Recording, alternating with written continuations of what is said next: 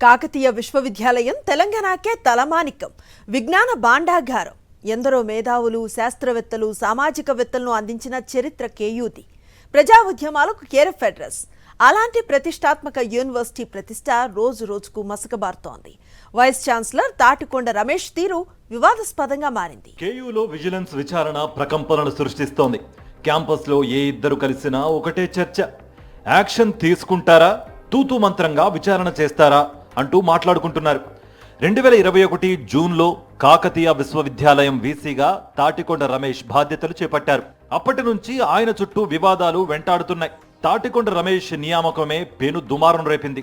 అడ్డదారుల్లో గులాబీ పెద్దల సహకారంతో వైస్ ఛాన్సలర్ పోస్టును దక్కించుకున్నారనే ఆరోపణలు మిన్నంటాయి. బీఆర్ఎస్ లీడర్లు పల్లా రాజేశ్వర్ రెడ్డి సహకారంతోనే తాటికొండ వీసీ అయ్యారని జోరుగా ప్రచారం సాగింది.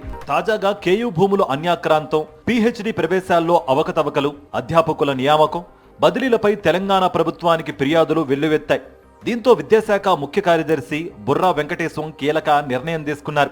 కాకతీయ విశ్వవిద్యాలయాల ఉపకులపతి తాటికొండ రమేష్ పై విజిలెన్స్ విచారణకు ఉత్తర్వులు జారీ చేశారు. 1-2 రోజుల్లో విజిలెన్స్ బృందం కేయూలో ఎంక్వైరీ చేయనుంది. తెలంగాణ విద్యాశాఖ నిర్ణయాన్ని స్వాగతించారు విద్యార్థులు. నిష్పక్షపాతంగా విచారణ చేయాలని డిమాండ్ చేస్తున్నారు. యూజీసీ నిబంధనలకు విరుద్ధంగా వీసీ తాటికొండ రాజయ్య రిటైర్డ్ అధ్యాపకులను అడ్జంట్ ఫ్యాకల్టీగా నియమించి సర్కార్ ఖజానాకు తూట్లు పొడిచారనే ఆరోపణలున్నాయి. అలాగే కేయూ భూములు అన్యాక్రాంతం అవుతున్నా పట్టించుకోకుండా కబ్జాదారులకు కొమ్ము కాశారనే విమర్శలు ఉన్నాయి.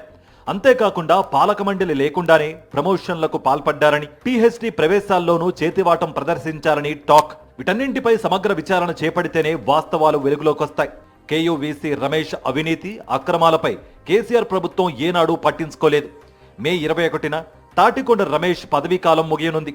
అంతలోనే రేవంత్ సర్కార్ విజిలెన్స్ విచారణకు ఆదేశించడం వర్సిటీ వర్గాల్లో హాట్ టాపిక్ గా మారింది.